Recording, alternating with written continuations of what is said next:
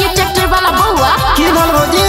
लडुआ के फूलों के सब तोरे वाले के खेत में पा गेल। हमर खेत नहीं रोपता है, हमर नहीं कादो होता है। आई भ जते भौजी टेंशन किया ले छी। जनकपुर धाम नेपाल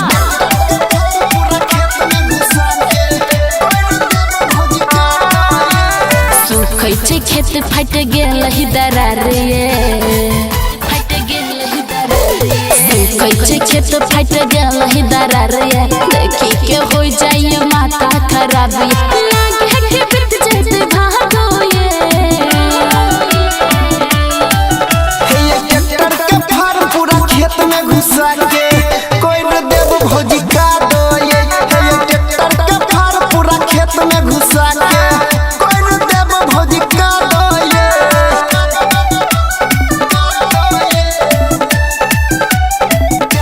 डीजे मुन्ना छिटकी बाजार मधुबनी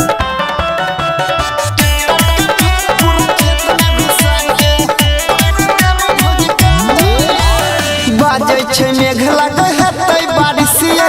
झूठो के भौजी बढ़ै ने छिरिसिए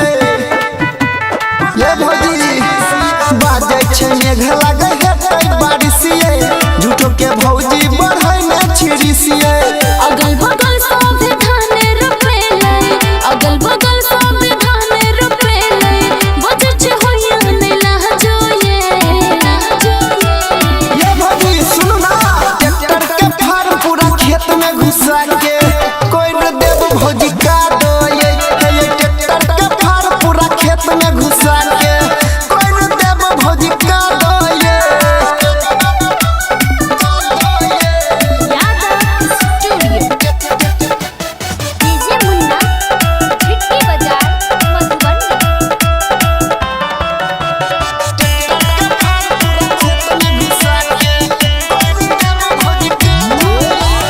डीजल छे महंगा न जो तब उधारिए